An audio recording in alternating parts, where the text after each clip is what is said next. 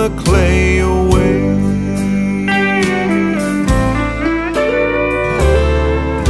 He is the potter, and I am the clay, molded in His image.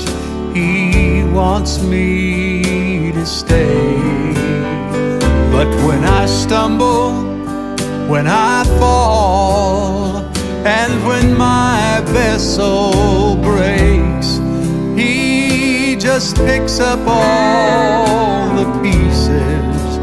He never throws the clay